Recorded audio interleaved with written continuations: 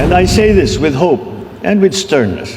Hope that we all see the value in contributing to our country, and that the law will deal sternly against those who exploit the system.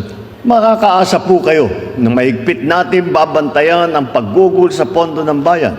Sisiguruhin natin na ang ating pondo ay magbubunga ng mga proyektong ikabubuti ng ating bansa at ikauunlad ng bawat isang Pilipino. Our socio-economic transformation blueprint, the Philippine Development Plan of 2023 to 2028, identifies OGP as a key mechanism to deepen participatory governance. With the signing of Executive Order Number 31 in June of 2023, we institutionalized the Philippine OGP as a multi-stakeholder partnership. Pinangasiwaan ni Pangulo Ferdinand R. Marcos Jr. ang panunumpa sa katungkulan ni Dr. Edwin Mercado, ang bagong President and Chief Executive Officer ng Philippine Health Insurance Corporation o PhilHealth. Si Dr. Mercado ay isang orthopedic surgeon na nag-trainee mula sa Amerika at may mahigit 35 taong karanasan sa hospital management. Dati siyang nanilbihan bilang Vice Chairman ng Mercado General Hospital at Qualimed Health Network.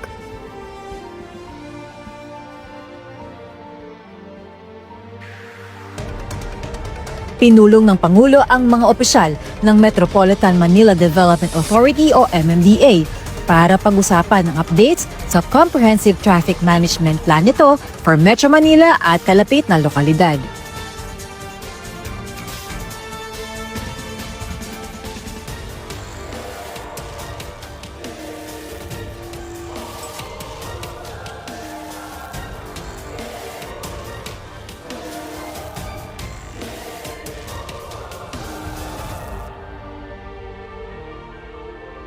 Ang bawat mamamayang sumusunod sa tamang pagbayad ng buwis ay nagiging bahagi sa ating pag-unlad. And I say this with hope and with sternness. Hope that we all see the value in contributing to our country, and that the law will deal sternly against those who exploit the system.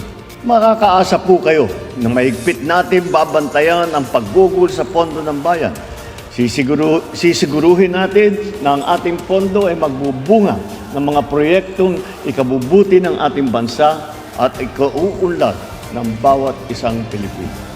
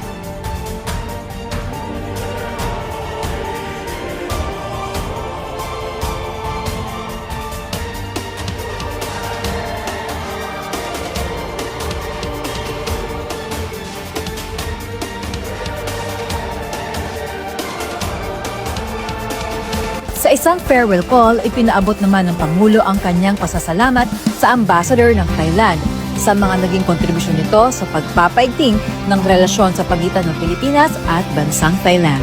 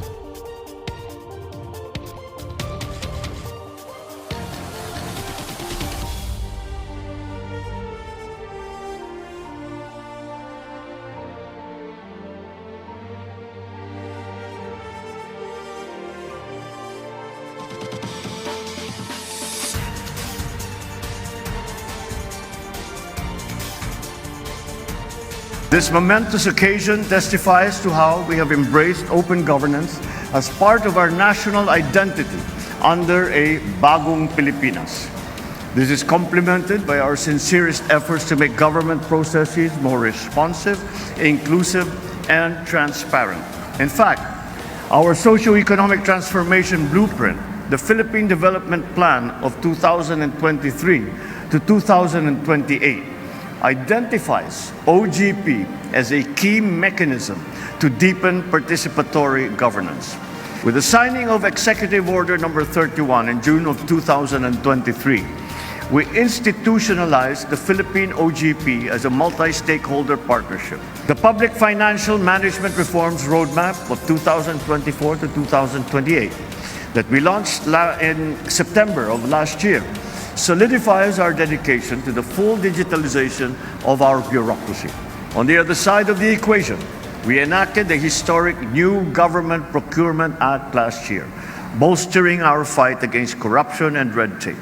This new procurement law has already positioned the Philippines as a leading model of transparency in Asia and a pioneer in open governance in the world. Beyond our variances in our approaches, our shared vision is clear-cut. We want every budget allocation, policy decision, and program implementation to involve public participation, all in pursuit to the empowerment and to the upliftment of our people. With this, I strongly call on all government agencies, local government units, and CSOs, as well as our international friends and partners, to let us continue to work hand in hand in this very important endeavor.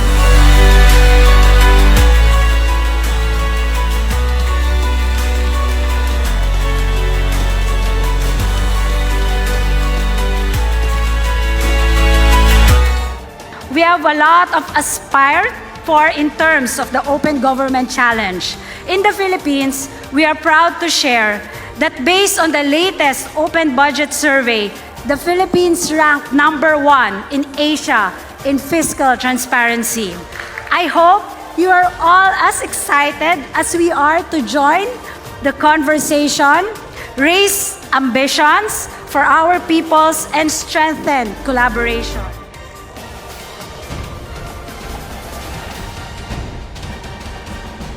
Ipinahayag ng Pangulo ang patuloy nitong pakikipag-ugnayan sa bansang United Arab Emirates o UAE nang tanggapin niya sa isang courtesy call ang Minister of Investment ng nasabing bansa.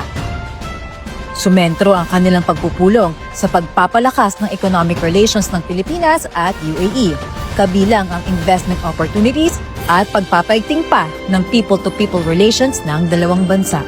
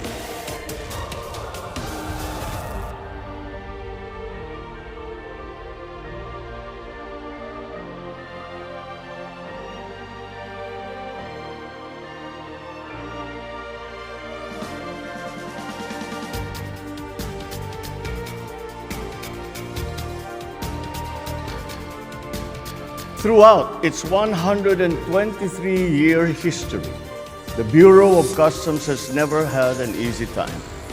Various controversies and corruption allegations have eroded the public trust. But we are changing that.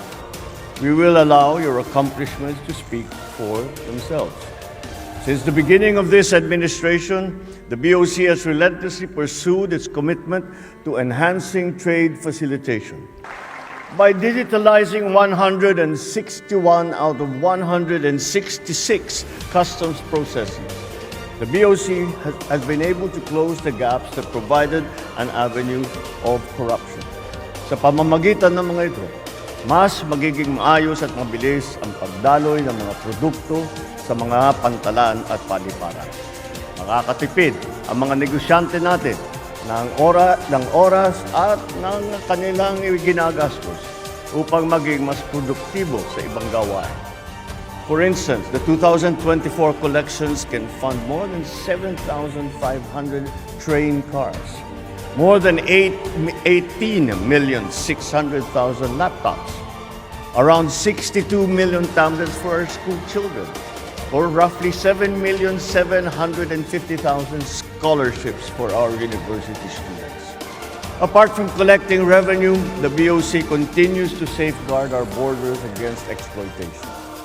The BOC is also involved in the government's efforts to stop agricultural smuggling, protect our local farmers, and ensure that illicit agricultural products do not circulate or even arrive in the market. I would like to take this opportunity to congratulate all the recipients of the Leadership Award who have been recognized for their extraordinary work in support of the BOC's and this administration's objectives. Sa lahat ng opisyal, inspektor at kawani ng BOC, lagi ninyong unahin ang kapakanan ng sambayanan. Gampanan ninyo ang inyong tungkulin ng buong katapatan at may malasakit sa inyong kapwa Pilipino. Nakabantay ang buong bayan. Kaya naman, patuloy tayong magsusumikap para sa minimithing landas patungo sa bagong Pilipinas.